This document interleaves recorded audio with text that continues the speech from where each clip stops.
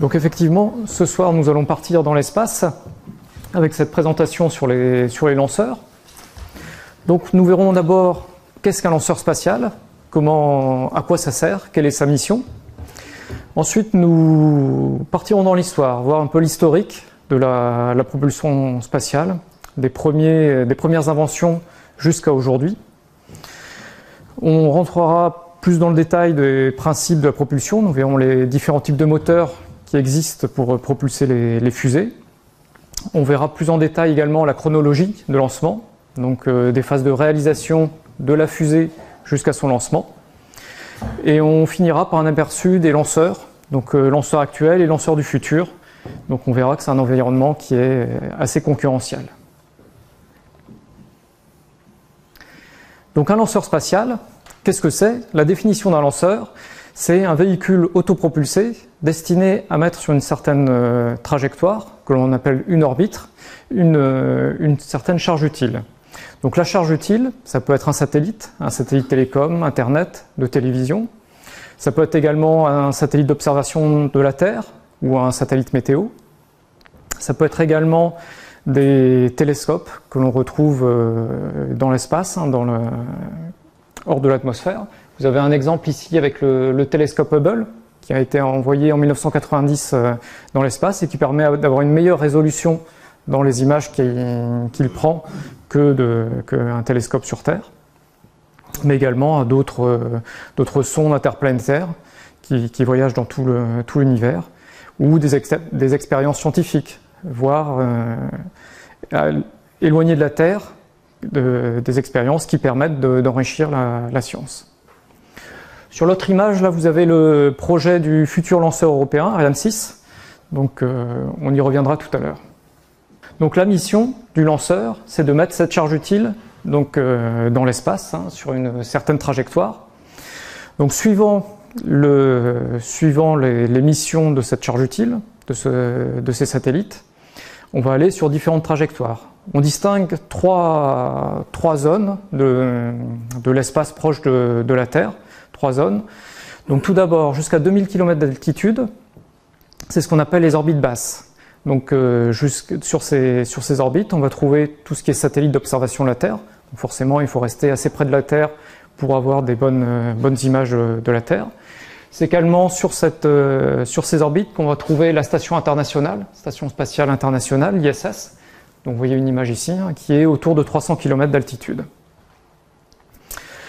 Entre 2000 km et 35 000 km, donc c'est la zone qu'on appelle les orbites moyennes, et à ces altitudes, on va retrouver des satellites de type GPS, ou Galileo, qui est l'équivalent européen du GPS, donc qui nous sert au positionnement. Et à 36 000 km, on a ce qu'on appelle les orbites géosynchrones, donc, dont une orbite particulière est l'orbite géostationnaire. Donc une orbite très intéressante, car à cette altitude, un satellite positionné à cette altitude reste toujours au-dessus du même point, donc tourne avec la Terre, reste toujours au-dessus du même point. Et c'est pour ça qu'elle est très utilisée pour les satellites télécom ou de télévision, donc qui permettent d'avoir toujours la même zone qui est observée par le satellite. Donc sur le schéma, vous voyez autour de la Terre ces différentes orbites proches de la Terre. Et le dernier type de trajectoire qui peut être utilisé pour mettre un objet dans l'espace, c'est les trajectoires dites de libération. Donc c'est pour les sondes, ça peut être des sondes lunaires ou voire des sondes interplanétaires, donc qui partent et qui s'éloignent de la Terre.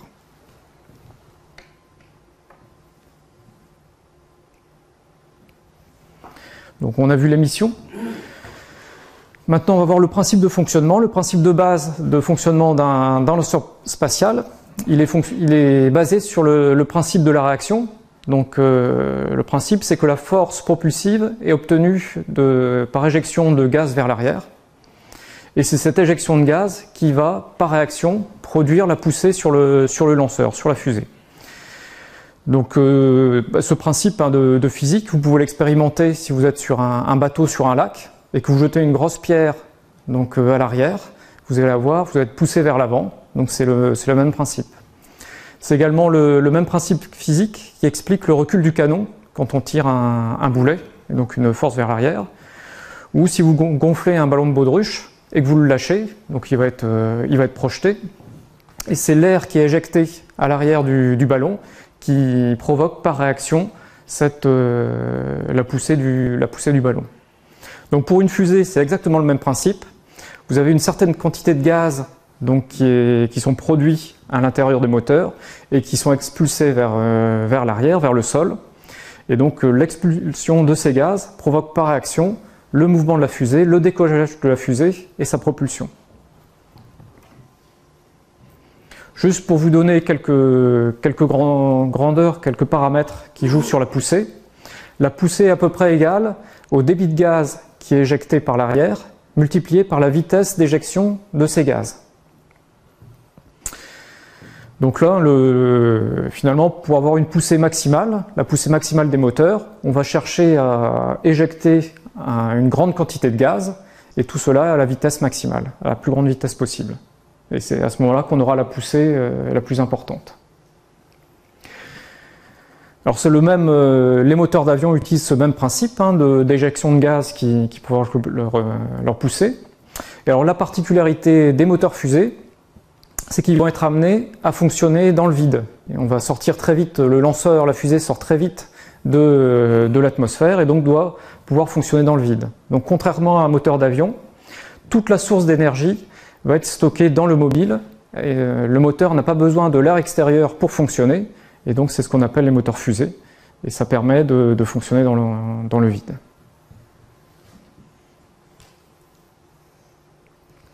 Donc voilà pour les grands principes. On reviendra dans la deuxième partie sur la propulsion, sur les différents types de moteurs qui permettent de propulser les fusées. Mais avant cela, on va s'intéresser à l'historique, revenir un petit peu sur les inventions qui ont permis d'avoir aujourd'hui nos lanceurs actuels. Donc les origines. Ça remonte très loin. Ça remonte au 7e siècle de notre ère, avec dans la Chine antique l'invention de la poudre noire. Donc la poudre noire, c'est un mélange de charbon de bois, de salpêtre et de soufre, et donc qui, quand on initie donc avec une flamme cette poudre, va brûler très très vite et va produire une grande quantité de gaz. Donc en Chine, on s'aperçoit assez vite du potentiel de ce matériau, cette poudre noire. Et on va retrouver, quelques siècles plus tard, les premières applications, alors des applications militaires de la poudre noire, donc avec notamment la propulsion de flèches. Ils ont l'idée de mettre cette poudre noire dans une petite cartouche, une cartouche de papier, et de l'attacher à la flèche. Donc ça va permettre de propulser la flèche, d'avoir propulser des flèches. Donc on retrouve, là vous avez des images extraites de traités militaires de la Chine de cette époque, là, du Xe siècle. On va retrouver également, quelques siècles plus tard, la même application en Europe, donc des fusées de guerre ou fusées de siège, qui permettaient d'attaquer les forteresses à distance. Alors le système n'est pas tout à fait au point, puisque sur ces flèches propulsées par la poudre noire, on n'a pas de système de pilotage. Donc finalement, sur toutes les flèches que l'on tire, il y en a beaucoup qui partent dans le décor, qui ne vont pas vers la cible visée. Et donc c'est pour ça que ça ne va pas trop continuer à se développer. Notamment en parallèle, on va avoir l'essor des canons, donc, qui vont, eux, au contraire, beaucoup se développer à cette époque. Et donc ces applications militaires de la poudre noire vont rester assez anecdotiques pour le reste des siècles. Juste à noter qu'on retrouve quand même une application qui fait son apparition au XVe siècle, ce sont les feux d'artifice, où là c'est exactement le même principe, sauf qu'au lieu d'avoir des flèches, c'est des composés chimiques qui en brûlant dégagent des couleurs, et donc, mais c'est exactement le même principe. Le lanceur, finalement, c'est la flèche avec sa cartouche de poudre qui permet de lancer les composés de couleurs qui vont illuminer le ciel. Donc plus proche de chez nous, de notre temps, La propulsion telle que, et les lanceurs tels qu'on les connaît aujourd'hui vont vraiment commencer à apparaître à partir des années 30. Avec l'amélioration notamment des compositions chimiques qui vont permettre de propulser ces engins, on va avoir des premières fusées à poudre dans les années 30, 1930, qui vont atteindre une altitude de 10 km. Donc on est encore loin de l'espace, hein, qu'on donne plutôt à une altitude de 100 km. Donc on sépare l'espace de l'atmosphère à peu près 100 km, mais c'est les premiers engins qui vont vraiment s'éloigner de la Terre à peu forte altitude.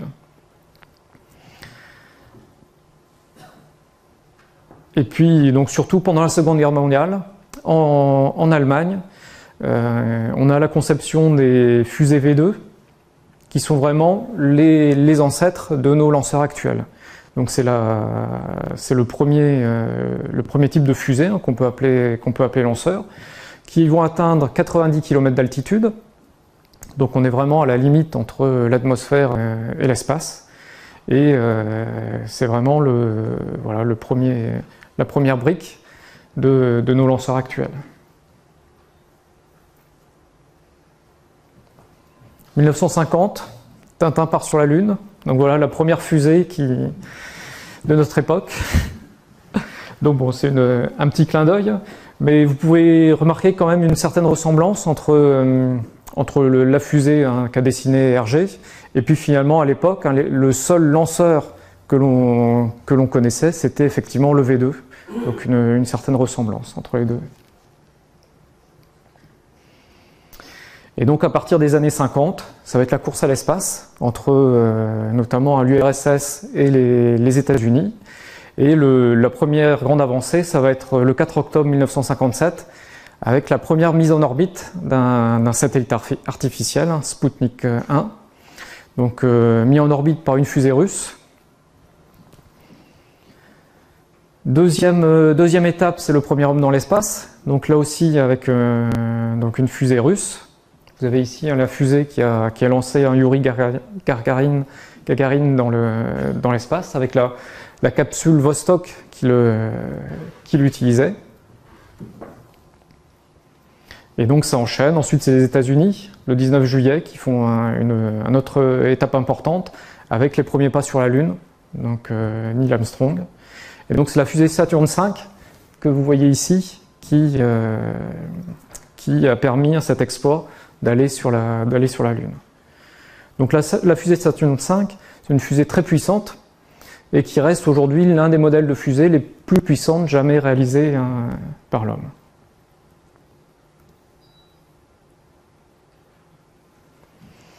Et en France, alors en France les débuts sont difficiles, vous allez voir ça.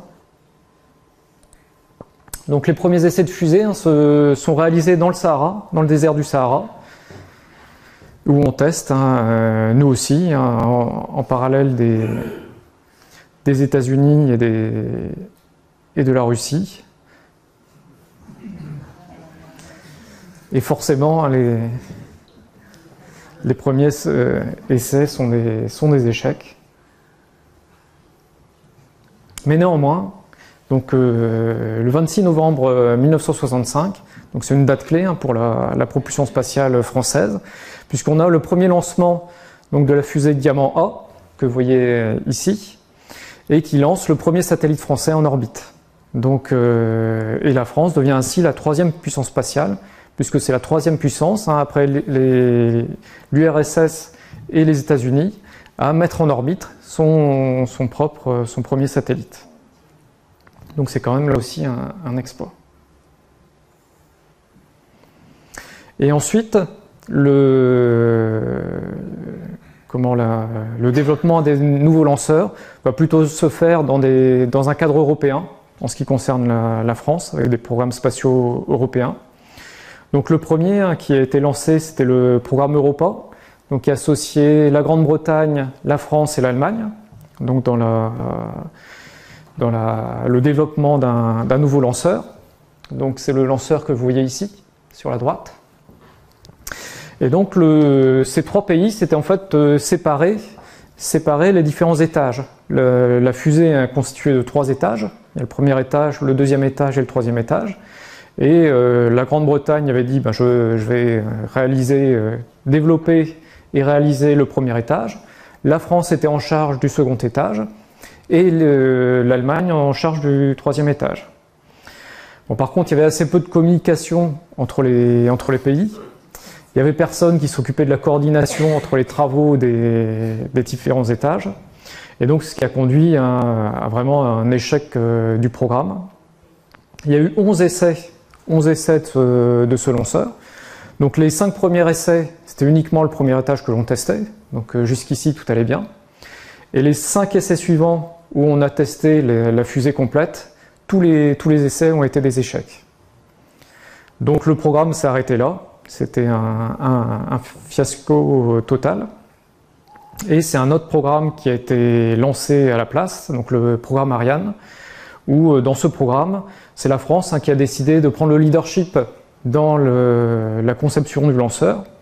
Donc on va retrouver quand même une participation de différents pays européens dans le développement des différents étages. Mais par contre, c'est la France, et notamment le CNES, donc le Centre national d'études spatiales, qui a assuré la coordination de l'ensemble du lanceur et donc la responsabilité des échanges entre les différents coopérants. Et ce programme a été un succès, puisqu'on a enchaîné les différentes générations des fusées Ariane, avec le lancement du programme donc en 1973, et quelques années plus tard, les premiers lancements d'Ariane 1, 2, 3, 4, et aujourd'hui donc Ariane 5, fusée actuellement en service.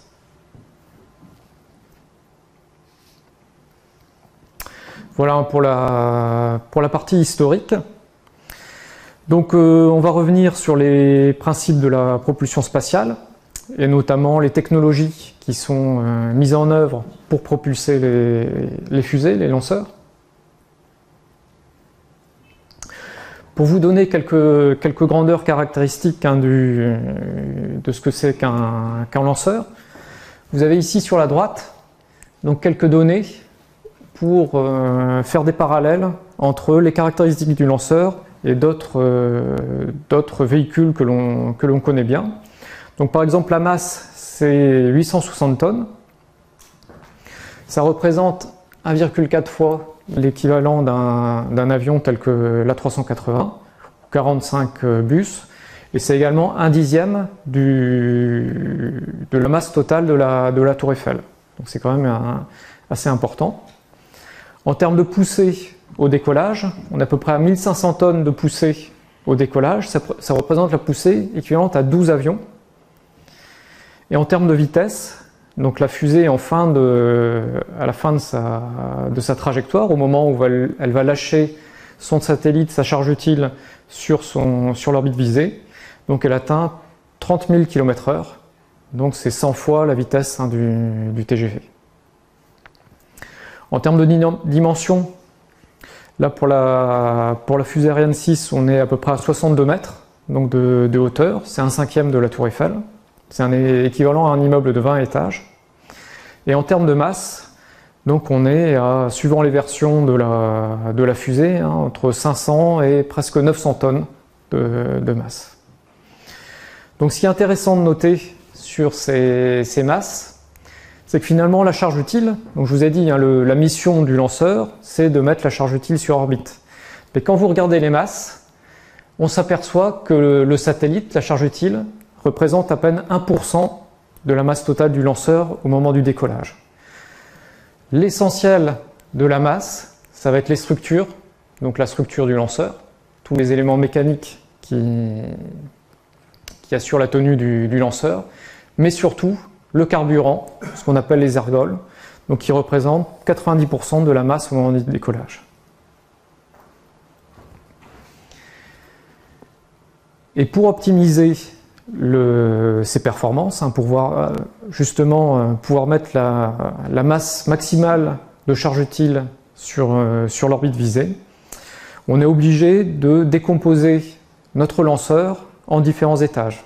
Donc différents étages propulsifs qui vont fonctionner tour à tour et qui seront détachés une fois qu'ils auront fonctionné. Donc si on regarde un peu plus en détail Ariane 5, le lanceur européen actuellement en service. Donc l'architecture générale, vous avez un corps central et sur les côtés, donc deux moteurs, deux propulseurs qu'on appelle les boosters, avec donc un premier étage et le moteur Vulcain 2, donc qui assure une poussée de 136 tonnes au moment du décollage. Chacun des boosters assure une poussée de 600 tonnes au moment du décollage. Et suivant les versions de ce lanceur Ariane 5, on a notamment deux versions, Ariane 5 ES et Ariane 5 ECA. Donc Ariane 5 ES, c'est le moteur Aestus, donc qui a une poussée de 2,7 tonnes et qui a une caractéristique qui est très intéressante pour la propulsion et la mise sur orbite de la charge utile, c'est qu'il est réallumable. C'est-à-dire on peut éteindre le moteur, poursuivre sur la trajectoire et le réallumer quelques temps après. Ça permet de gagner de la performance et d'aller sur des trajectoires qu'on ne pourrait pas atteindre sans cette caractéristique. La version Ariane 5 ECA, elle, son deuxième étage, c'est le moteur HM7B, avec une poussée un peu plus importante, 6,5 tonnes, mais par contre qui n'est pas réallumable. Donc ce n'est pas les mêmes orbites qu'on va viser avec ces deux versions. Et donc une des caractéristiques d'Ariane 5, c'est qu'elle a la possibilité de lancer deux satellites donc, avec le même lancement. On appelle ça le lancement double. Et donc on a un système qui permet de maintenir les deux satellites sous la coiffe pendant le lancement et qui nous permettra de séparer l'un après l'autre les deux satellites.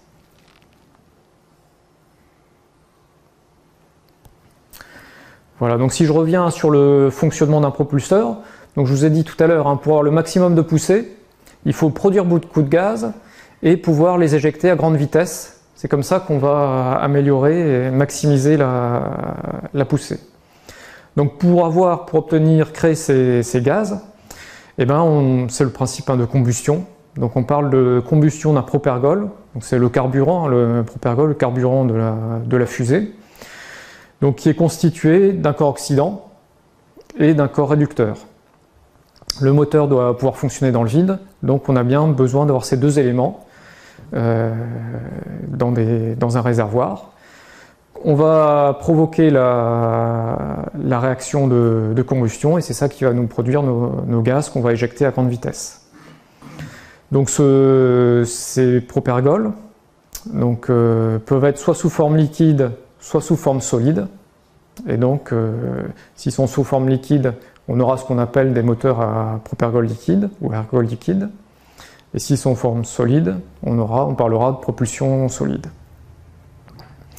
Donc maintenant qu'on a ces gaz, on va chercher à les accélérer, là aussi pour maximiser la poussée. Et donc c'est le rôle de la tuyère, ici. Donc à l'arrière du moteur, vous avez cette forme caractéristique de la tuyère qui va accélérer. Son but est d'accélérer les gaz à la sortie de la fusée. Donc pour résumer, un propulseur, c'est un réservoir d'ergol, de carburant, une chambre de combustion où on va provoquer la réaction de combustion entre l'oxydant et le réducteur, une tuyère qui va détendre les gaz et donc les accélérer pour maximiser la poussée. On lui adjoint également une fonction de pilotage, puisqu'en fait on va pouvoir orienter la tuyère pour orienter la poussée et donc permettre le pilotage du lanceur. Et puis le dernier élément qu'on a besoin dans un propulseur de lanceur, c'est un système d'allumage pour pouvoir initier la réaction au moment du lancement, on initie la réaction de combustion.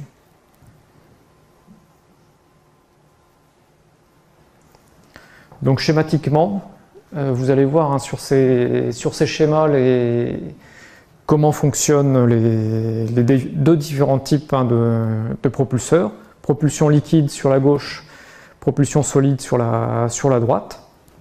Mais vous retrouvez les éléments que je vous ai cités.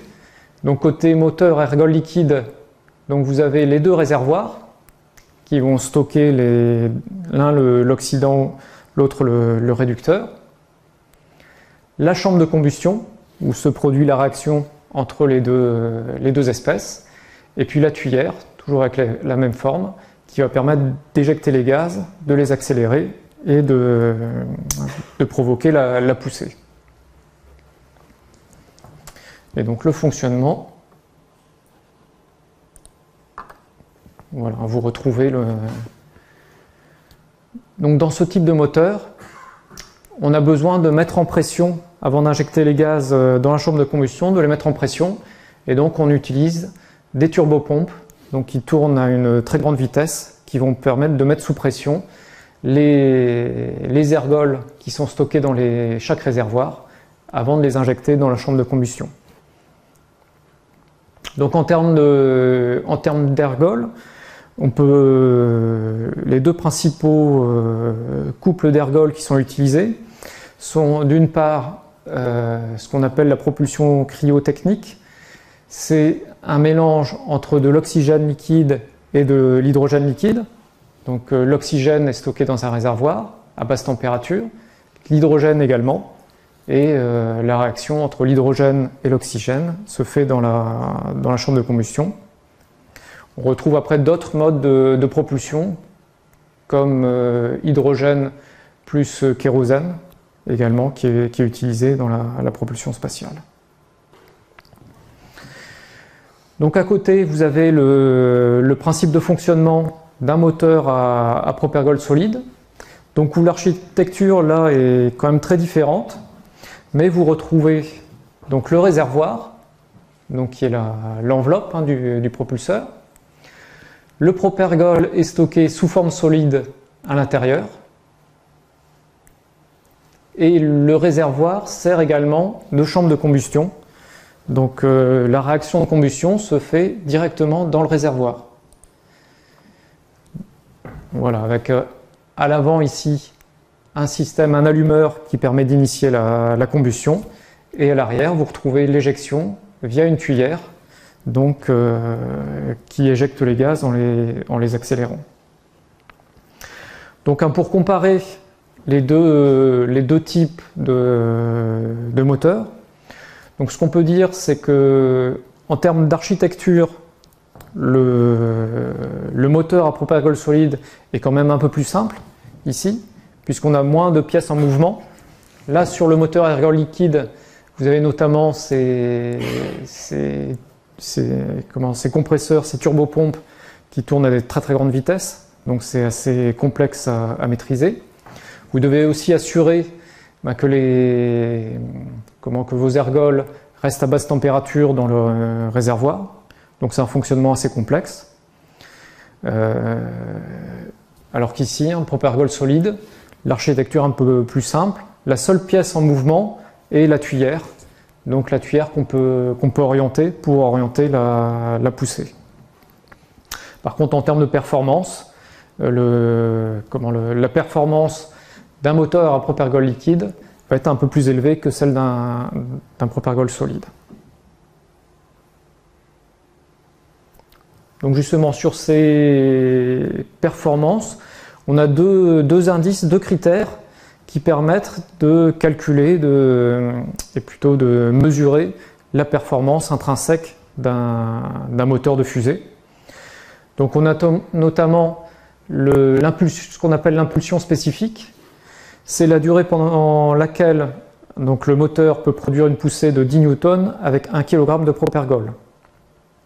Donc ça met en relation finalement la quantité de propergol que l'on embarque dans le lanceur et la poussée que va pouvoir produire le moteur. Donc en termes de caractéristiques, pour un moteur à propergol solide, on sera entre 250 et 300 secondes. Donc ça s'exprime, c'est une durée en secondes, 250 à 300 secondes. Par contre, sur les moteurs à ergol liquide, donc on a une meilleure performance vis-à-vis de cette impulsion spécifique. Ça va de 300 à 460 secondes, donc un peu plus élevé. L'autre critère qui nous sert à mesurer la performance des propulseurs, c'est ce qu'on appelle l'indice constructif, et c'est le rapport entre la masse structurale et la masse de propergol embarqué. puisqu'on l'a vu hein, dans l'exemple sur la fusée, il nous faut le plus possible de propergol, hein, de carburant, pour mettre en orbite le satellite, et on a intérêt au contraire à avoir la masse de la structure du lanceur la plus faible possible, puisque c'est de la masse en moins qu'on aura à mettre sur la trajectoire sur orbite. Donc là on a intérêt à avoir l'indice constructif le plus bas possible, c'est-à-dire d'avoir le moins de masse structurale par rapport à la masse de propergol embarquée. Pour vous donner quelques chiffres, donc en termes d'indice constructif, donc généralement sur les moteurs à propergol solide de dernière génération, on est autour de 7 à 8%. Donc 7% de masse structurale par rapport à la masse de propergol. Sur les moteurs à propergol liquide, on est plutôt autour de 15%. Donc là, pour ce critère d'indice constructif, on est un peu moins performant sur les moteurs à ergol liquide.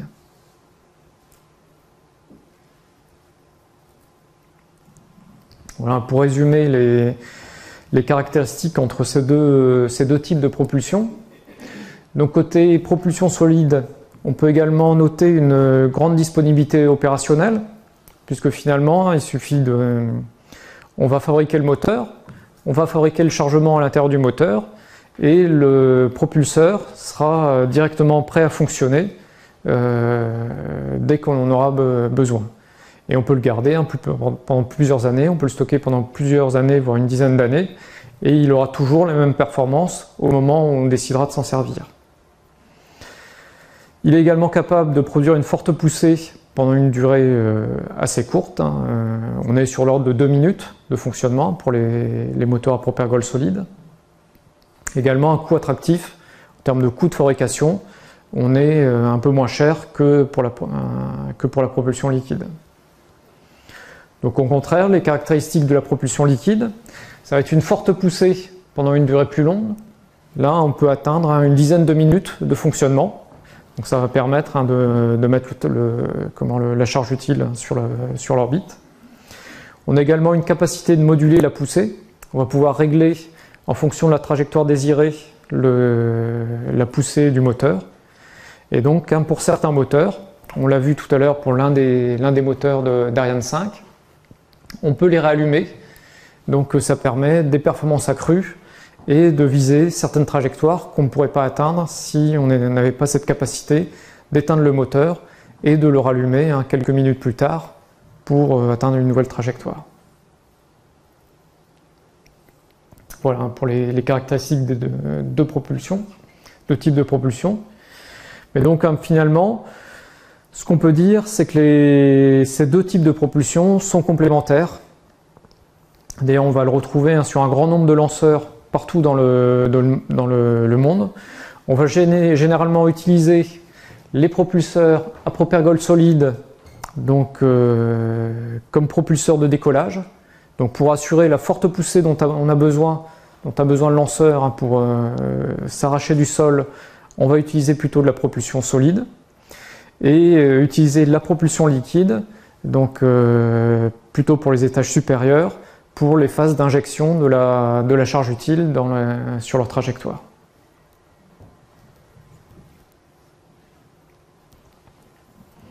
Voilà, donc en termes de phase de lancement, on va maintenant revenir un petit peu sur l'organisation industrielle qui est mise en place pour développer et pour fabriquer les lanceurs. Et puis on va s'arrêter sur la chronologie de lancement, donc toutes les étapes qui ont lieu avant le lancement et pendant la phase de décollage.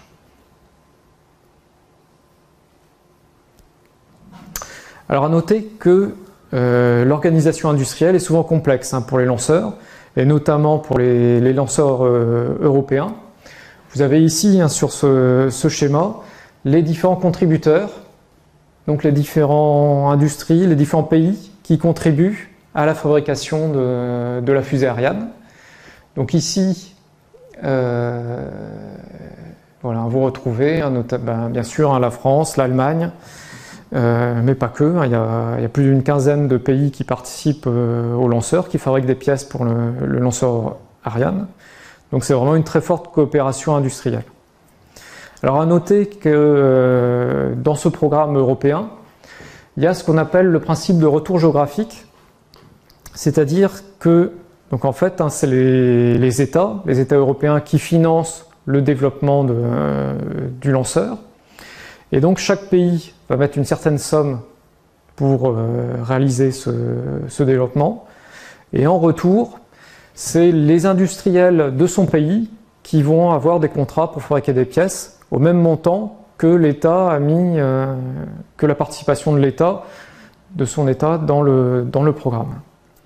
Donc ça fait que c'est vraiment un puzzle avec des pièces qui viennent de tous les États européens et donc à assembler.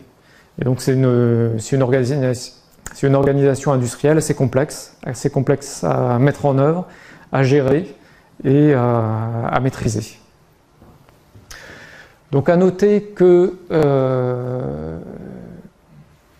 par rapport aux principaux sous-ensembles, on parlait tout à l'heure des moteurs, donc le moteur Vulcain du premier étage donc est fabriqué par ArianeGroup sur le site de Vernon en Normandie. Les réservoirs sont fabriqués sur le site des Mureaux. Les boosters, donc les propulseurs à propergol solide d'aide au décollage, donc sont fabriqués en coopération entre la France et l'Italie, donc par Avio en Italie et ArianeGroup en France. Ils sont réalisés en partie donc à Colleferro près de Rome et à ArianeGroup à Bordeaux, et également directement sur le site de Kourou, donc le site de lancement en Guyane de la fusée. Le deuxième étage donc, est fabriqué en coopération entre la France et l'Allemagne, à Brême. Et enfin, la coiffe est fabriquée en Suisse.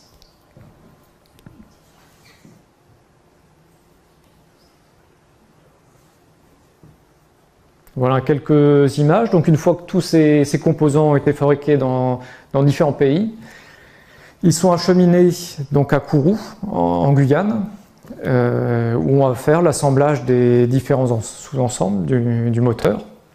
Donc notamment, on va assembler les boosters sur les côtés au corps central de la fusée. On va également, c'est là-bas qu'on va également positionner la charge utile, le satellite, sur le lanceur, sous la coiffe. Et une fois qu'on a fait tout cet assemblage dans un bâtiment proche du site de lancement, on déplace l'ensemble de la fusée qui est quasiment prête à décoller, donc sur un grand chariot finalement qui via des rails part du bâtiment final d'assemblage jusqu'au site de lancement.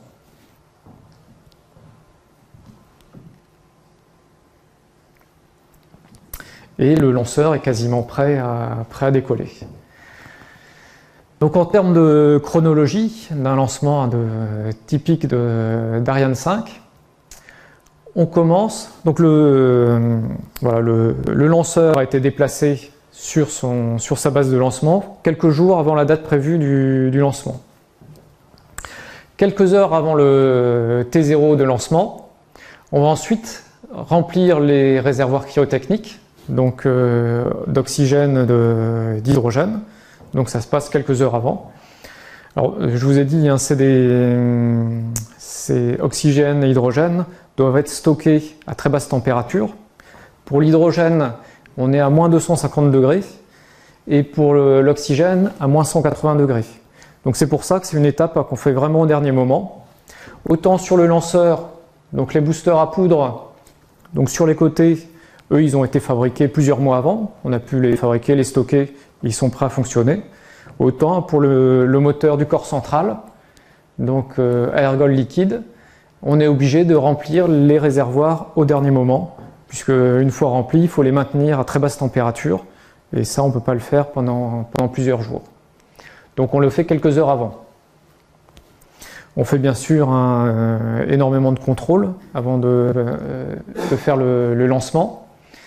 Et à 6 minutes avant le T0 de lancement, on a ce qu'on appelle le début de la séquence synchronisée.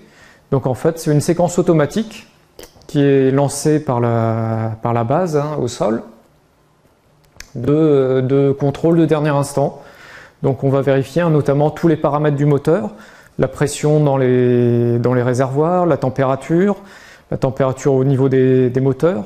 C'est également dans cette phase, on va vérifier la météo, on vérifie qu'on n'a pas trop de vent, qui pourrait empêcher le décollage de la fusée, la bonne trajectoire de la fusée. Donc c'est tous ces éléments qui sont vérifiés vraiment au dernier instant, quelques minutes avant le lancement. Et 10 secondes avant la mise à feu, on a la prise de contrôle par l'ordinateur de bord, donc intégré au lanceur. Et finalement, 10 secondes avant le décollage, donc la fusée devient complètement indépendante. C'est plus le sol qui va lui donner l'ordre de décoller, de mise à feu, mais c'est vraiment la fusée elle-même qui va là aussi vérifier tous les derniers paramètres et qui décidera de décoller si elle se déclare opérationnelle. On commence par allumer donc le moteur principal, donc au centre du lanceur. Et on l'a vu sur les planches, la poussée de ce moteur n'est pas suffisante pour faire décoller le lanceur. Donc en fait, on va allumer ce moteur, mais la fusée ne va pas encore décoller. Pendant quelques secondes, on va vérifier que les paramètres moteurs sont nominaux, donc que tout le fonctionnement du moteur est nominal. Et si c'est le cas, à 7 secondes, on allume les boosters, donc sur les côtés, les deux en même temps, et c'est là vraiment où la fusée décolle. Dans le cas où on aurait détecté un paramètre anormal de fonctionnement du moteur principal Vulcain, là, avant les 7 secondes, on a la possibilité d'arrêter le lancement et de ne pas procéder au décollage, juste en arrêtant le moteur principal. Par contre, une fois qu'on a donné l'ordre d'allumage des boosters, là on décolle quoi qu'il arrive. Donc c'est déjà arrivé, d'ailleurs c'est arrivé il y a un peu plus d'1 an, sur un lancement de fusée Ariane, où justement, quelques secondes après avoir allumé le moteur de l'étage principal, il y a eu un paramètre anormal qui a été détecté, une anomalie de fonctionnement, et donc on a arrêté le moteur, on n'a pas procédé au lancement. Donc là après il y a toute une étape de remise en fonction du lanceur, ça a pris quelques semaines, mais 3 semaines après, donc on a pu procéder au lancement, un lancement nominal de la fusée. Donc une fois qu'on a allumé les boosters, ça y est, on décolle. Donc ces boosters, ils ont une durée de combustion d'environ 2 minutes. Donc au bout de 2 minutes, tout le propergol qui était contenu dans les moteurs a été utilisé, a brûlé. Donc on éjecte, on largue les deux moteurs, on n'en a plus besoin. Donc on allège le lanceur comme ça de la structure de ces moteurs. Donc ensuite, c'est le moteur principal qui prend le relais. Après 3 minutes 30, on va voir le largage de la coiffe. Donc la coiffe qui est en haut du lanceur, elle permet de protéger le satellite des sollicitations qu'on a au moment du décollage. Donc dans l'atmosphère, on a une pression qui s'exerce sur la fusée, et la coiffe est là pour protéger le satellite de ces pressions et de ces fortes températures. Au bout de 3 minutes 30, la fusée est sortie de l'atmosphère. Le satellite n'a plus besoin d'être protégé de ces sollicitations, et donc la coiffe est éjectée, et ça permet là aussi de gagner en termes de masse. On allège la fusée et donc on gagne en performance. Et au bout de 9 minutes, on a la séparation du premier étage et l'allumage de l'étage supérieur, donc qui prend là aussi le relais. Et au bout de 30 minutes environ, Donc le temps dépend de la mission, du type de satellite à mettre sur orbite. Mais c'est là qu'on a le détachement du satellite du lanceur et le lanceur a fini sa mission. La phase de lancement dure à peu près 30 minutes et c'est le satellite, soit il a été directement mis sur son orbite finale ou alors sur ce qu'on appelle une orbite de transfert et c'est le satellite lui-même via un petit moteur qui est embarqué qui va aller sur son orbite finale. Mais au bout de 30 minutes, le lanceur a fini sa mission. Voilà schématiquement un exemple type de trajectoire. Vous voyez, donc le décollage. Au bout de 2 minutes, la séparation des boosters. Donc là, le lanceur n'a pas tout à fait atteint 100 km d'altitude. Ensuite, c'est le largage de la coiffe. Donc là, on est sorti des couches denses de l'atmosphère, on est presque à 200 km. Donc c'est là où on éjecte la coiffe. Et puis donc, une fois que le premier étage a fini de brûler tout son carburant, donc il est détaché du reste du lanceur. Et là aussi, on gagne en masse. Et donc, le deuxième étage produit sa poussée pendant quelques dizaines de minutes avant l'injection des satellites. Donc là, pour le cas d'Ariane 5, on a généralement 2 satellites. Donc un premier satellite qui est mis sur une certaine trajectoire et quelques instants plus tard, la séparation avec le deuxième satellite. Et donc toute cette étape, toute cette trajectoire dure à peu près une demi-heure. Alors une petite voir en vidéo ce que donne un tel lancement. Donc là, ça part 10 secondes avant le décollage. Donc c'est exactement le moment où le lanceur prend son autonomie. 9, 8, 7, 6, 5, 4, 3, 2, 1, top! Donc on commence par allumer le moteur central.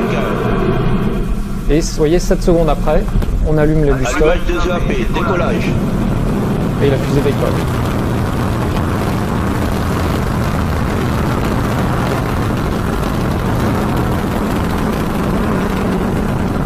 Donc là, c'était un décollage d'une fusée Ariane qui a eu lieu au mois d'octobre dernier et qui a mis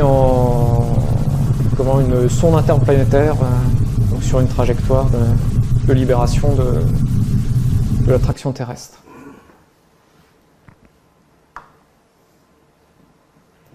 Donc une fois que la fusée a décollé, elle est complètement autonome puisque c'est la fusée elle-même qui gère sa trajectoire.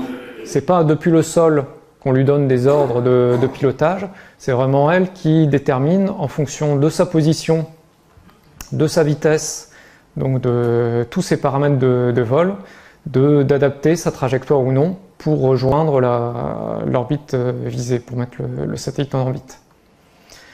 Et voilà, par contre, le sol récupère via la télémesure, donc récupère les données du vol pour les analyser, pour vérifier que le vol est nominal. Alors il y a juste le sol a juste une action possible sur la fusée. C'est en fait si le sol détecte que la fusée s'écarte de la trajectoire prévue, qu'elle peut potentiellement présenter un risque de retomber sur le territoire, sur la population, on a moyen depuis le sol d'activer une commande de destruction de la fusée, ça s'appelle la sauvegarde. Et donc c'est une possibilité d'envoyer cet ordre de destruction pour arrêter net la propulsion de la fusée et d'éviter qu'elle devienne un objet dangereux pour les populations. C'est notamment en décollage, ça reste une étape à risque. Il y a régulièrement, on voit des accidents, des fusées qui explosent au moment du décollage ou un peu plus loin sur leur trajectoire. Donc ça reste quand même des systèmes très complexes à maîtriser.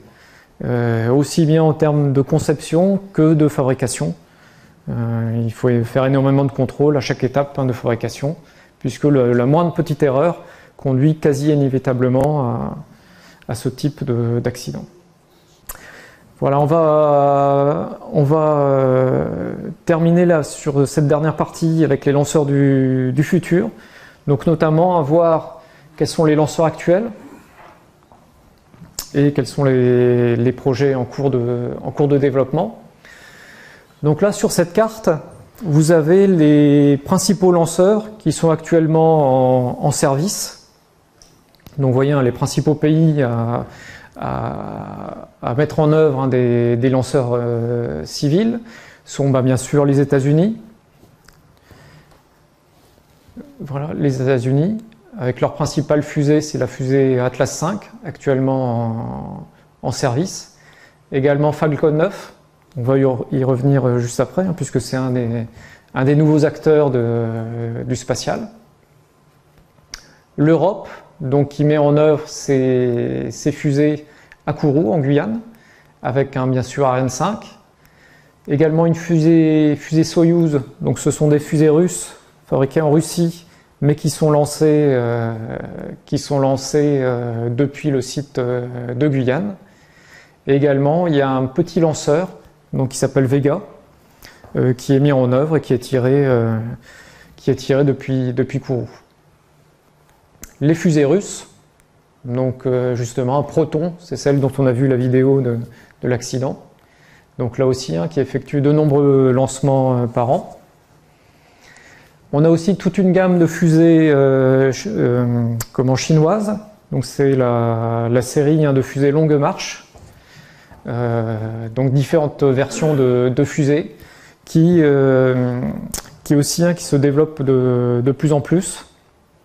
Autant la Chine avait un peu de retard par rapport à l'URSS et les États-Unis au moment de la conquête spatiale, autant maintenant elle a comblé son retard et c'est un des pays en pointe dans la fabrication et le lancement de ces lanceurs spatiaux.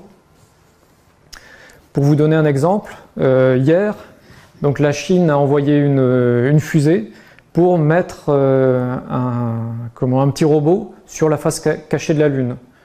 Donc c'est la première, jusqu'ici aucun pays n'avait fait ce type d'expérience. Et donc la fusée a décollé hier, emportant avec elle ce robot capable d'allunir et de faire des expériences sur cette face cachée.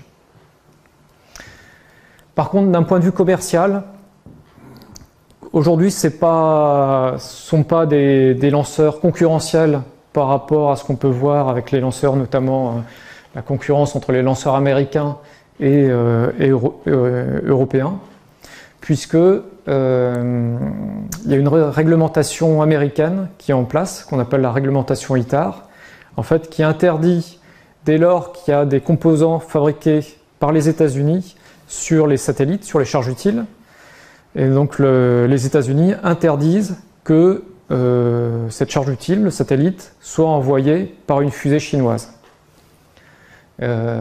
Comme aujourd'hui, sur la plupart des satellites fabriqués, des satellites commerciaux, on va dire, que ce soit pour les télécoms, l'internet ou la télévision, embarquent ce type de composants fabriqués aux États-Unis.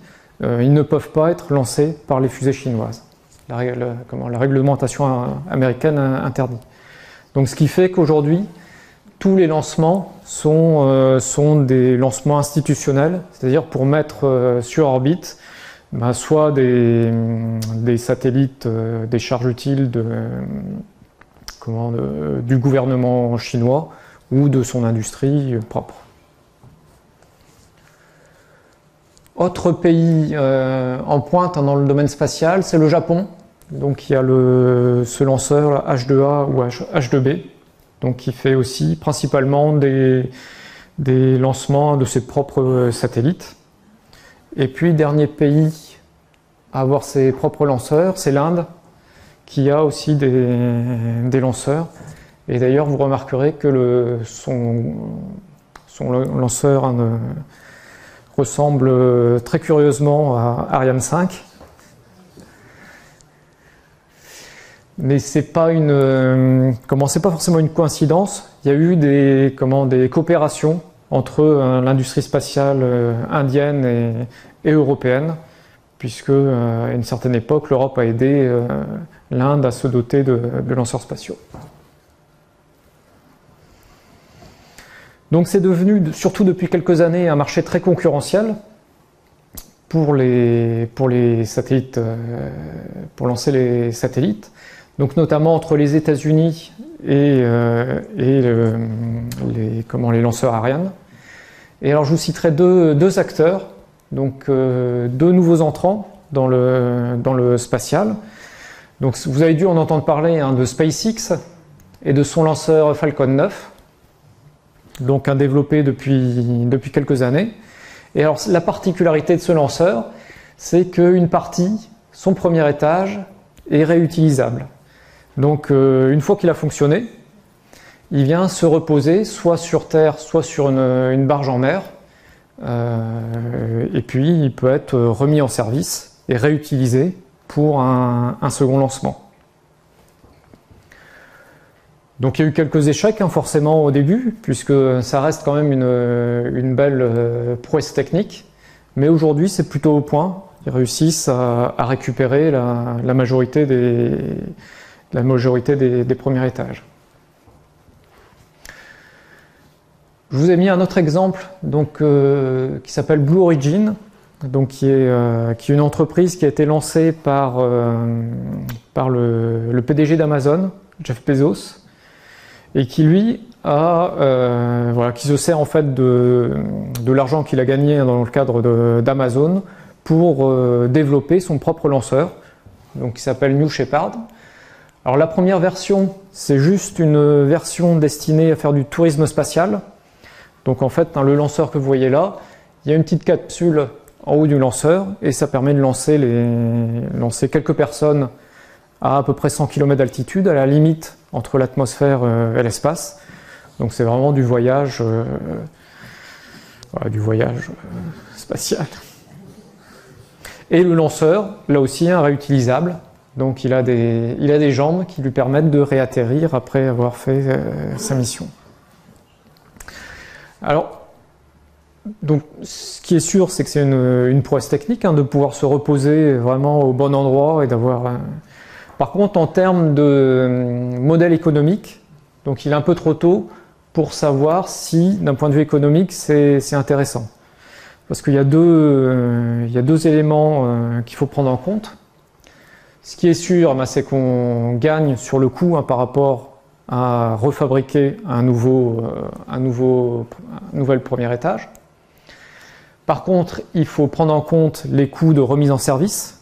Donc, il a vu un premier décollage, il a vu certaines ambiances durant ce décollage ou réatterrissage, et donc il y a certaines pièces à changer, à remettre en état.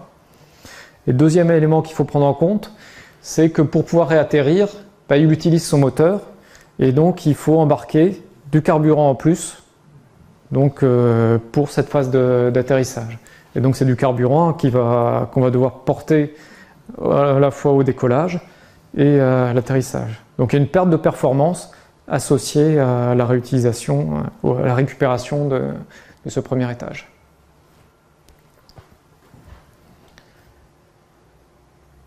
Donc face à cette concurrence, donc côté européen, on n'est pas resté les bras croisés, puisqu'on a mis en œuvre, on développe un nouveau lanceur justement pour rester concurrentiel face à ces nouveaux acteurs du spatial.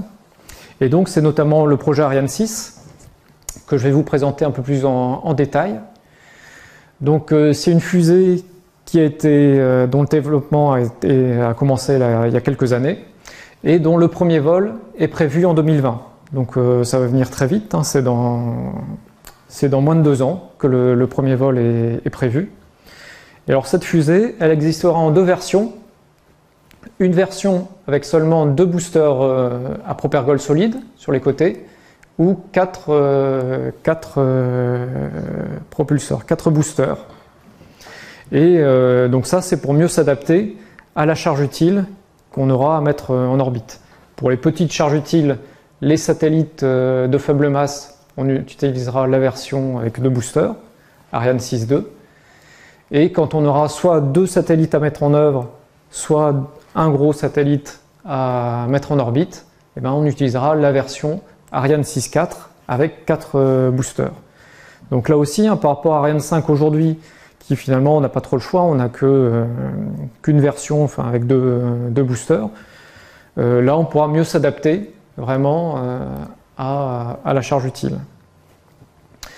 Une autre particularité de ce développement, c'est que le booster qui est développé dans le cadre de cette fusée va être également utilisé sur le lanceur Vega.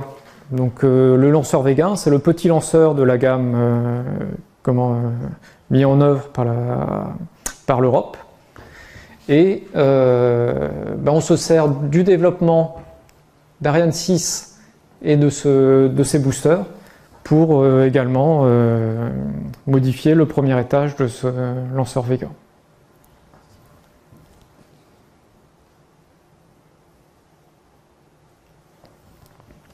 Voilà, donc si on rentre un peu plus dans le détail, en termes donc la version Ariane 6.2, donc en termes de masse au décollage, on est à 500 tonnes pour le lanceur complet et une poussée de 800 tonnes.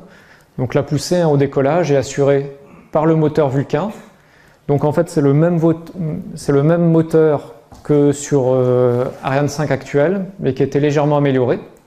On a une poussée de 137 tonnes au décollage. Et donc les boosters, donc les boosters P120. Donc P120 parce qu'ils ont 120 tonnes, ils embarquent 120 tonnes de propergol. Et ils fournissent chacun une poussée de 350 tonnes. Le moteur du deuxième étage, donc c'est le moteur Vinci, qui aura aussi la particularité d'être réallumable. Donc là aussi un gain de performance grâce à ce moteur. Et puis vous retrouvez la possibilité d'avoir un système de lancement double. Donc on pourra embarquer 2 satellites. Donc ça c'est la version Ariane 6.2. Et la version Ariane 6.4. Donc là un poussée plus élevé forcément au décollage, puisqu'on a 2 boosters de plus, on a 1500 tonnes. Une masse au décollage plus importante, et par contre une performance plus importante également, puisque ce lanceur sera capable de mettre une charge utile, un satellite de 12 tonnes, sur une orbite géostationnaire. En termes de coût, puisque finalement, pour faire face à la concurrence américaine, il faut réussir à baisser le coût. Donc le premier élément, c'est d'avoir 2 versions pour s'adapter à la charge utile, puisque pour une petite charge utile, on ne sera pas obligé d'utiliser un gros lanceur avec 4 boosters, mais on pourra utiliser une version plus petite, avec seulement 2 boosters. Autre élément, donc pour baisser les coûts, c'est on a repris des moteurs qui existaient déjà. On n'a pas redéveloppé depuis zéro des moteurs, donc comme le moteur Vulcain. On a également simplifié l'architecture, le nombre de pièces pour ces différents moteurs et éléments. Donc on a essayé vraiment à réduire le nombre de pièces pour avoir le moins d'étapes de fabrication et donc réduire les coûts. Et également, on utilise la fabrication additive, fabrication 3D. Donc c'est un procédé de fabrication qui permet de réaliser directement des pièces à géométrie complexe en une seule fois. Et donc c'est là aussi un gain important et qui est utilisé pour le moteur Vinci notamment.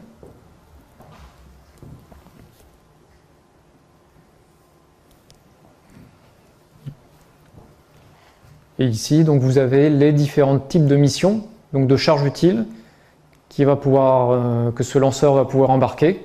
Donc sur la taille, un satellite, 2 satellites lancés en même temps, différentes formes. Et également Donc ce qui est intéressant et ce qui va se développer de plus en plus, ce sont les constellations de satellites. Donc l'idée, hein, c'est dans les années à venir, on va lancer moins de gros satellites de type télécom, internet, de données, mais plutôt lancer des constellations, donc un très grand nombre de satellites qui seront à des orbites plus basses, mais qui quadrilleront tout l'ensemble de la Terre. Donc on parle, hein, de ces constellations de satellites, on parle de plusieurs centaines de satellites qui vont tourner autour de la Terre et pouvoir échanger des données avec la Terre. Donc pour lancer plusieurs dizaines de satellites d'un seul coup, il faut des systèmes de lancement sous la coiffe qui soient adaptés à ce très grand nombre de satellites. Et donc ce sera le cas sur Ariane 6, puisqu'on aura des systèmes de lancement qui permettront de lancer jusqu'à une cinquantaine de satellites en même temps, donc avec le même vol. Voilà. Et donc vous retrouvez ici les différents types d'orbites, jusqu'à l'orbite géostationnaire, donc avec les capacités pour chacune de ces orbites.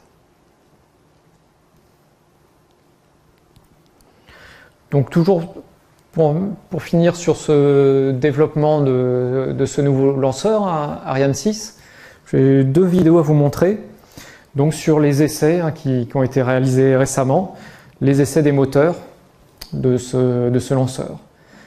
Donc la première vidéo, c'est l'essai du P120, donc moteur à propagole solide d'appoint au décollage. Donc c'est un essai qui a eu lieu en janvier dernier à Kourou. Donc l'idée, c'est on a fabriqué ce premier exemplaire d'essai, et avant de partir sur le premier vol, on le teste au sol, c'est-à-dire on l'a accroché au niveau du sol et on va le faire fonctionner pour voir que tous les paramètres sont nominaux. Alors ici vous avez vu une vue sur l'arrière, donc le propulseur est attaché ici, et on va voir les gaz qui s'échappent à l'arrière du moteur. Juste ce que vous voyez ici, donc c'est une canne qui projette de l'eau, donc ça a deux fonctions. La première fonction, c'est de réduire le bruit au moment du fonctionnement du moteur, puisque c'est des sources de bruit très importantes. Et également, à la fin du tir, on va voir cette partie-là, cette canne qui va rentrer à l'intérieur du moteur pour venir refroidir les pièces et arrêter vraiment toute la combustion à la fin du tir.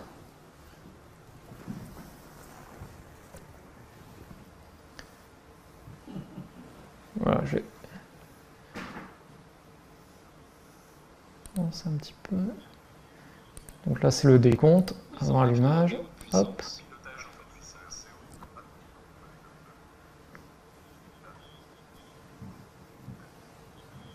Donc c'était en juillet dernier à Kourou. Électronique de pilotage en mode puissance.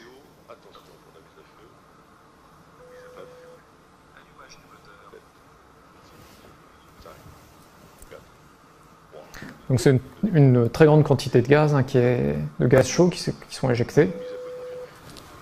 Donc on le voit là, le propulseur il est ici. Et là, ce qui est tracé sur l'image, c'est la pression à l'intérieur du moteur. Au bout d'une dizaine de secondes, on a atteint la pression maximale dans la chambre.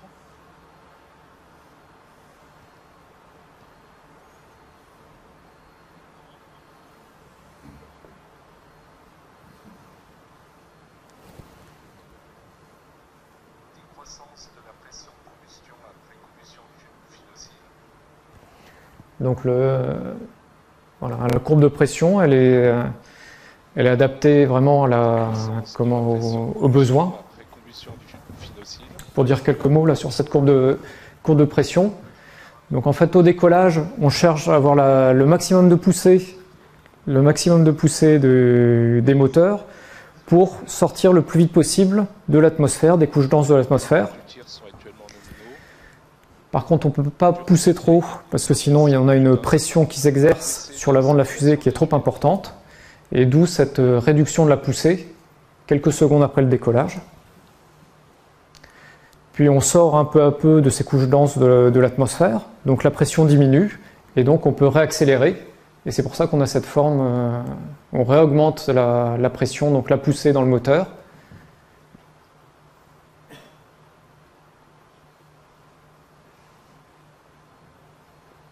Voilà, et donc à peu près autour de 2 minutes après la mise à feu. Donc c'est la fin de combustion du moteur.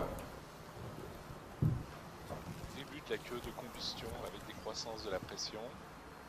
Queue de combustion du moteur.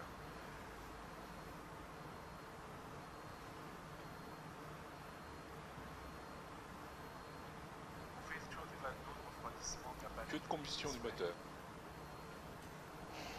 Voilà, donc c'est la fin de l'essai. Et donc c'est là, on va projeter de l'eau à l'intérieur du moteur pour arrêter la combustion. C'est des températures qui sont mises en jeu très, très élevées, puisqu'on est autour de 3500 degrés à l'intérieur du moteur. Voilà, et donc c'est le centre de commande de l'essai à Kourou, avec les personnes qui assistent à l'essai.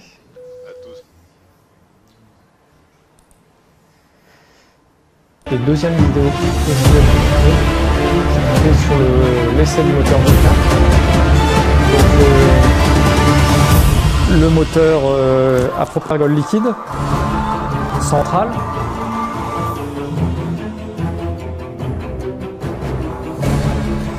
Vous voyez là, c'est les étapes de fabrication du moteur.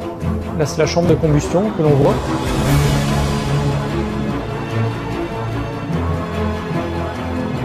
Étape de radiation, là c'est la tuyère qui est assemblée sur le reste du moteur.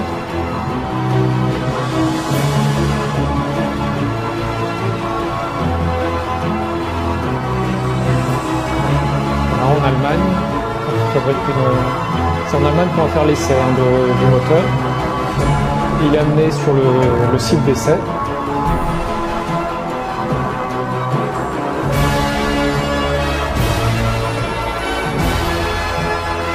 Donc c'est des opérations assez complexes.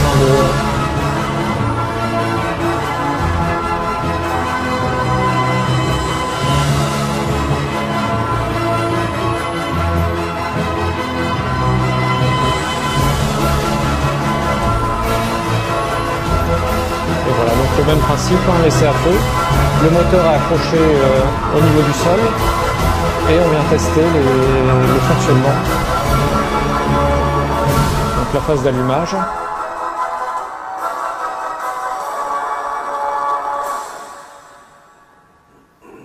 Voilà, donc c'est un essai aussi qui a eu lieu cette année et qui est fait avant le premier vol, donc prévu en 2020.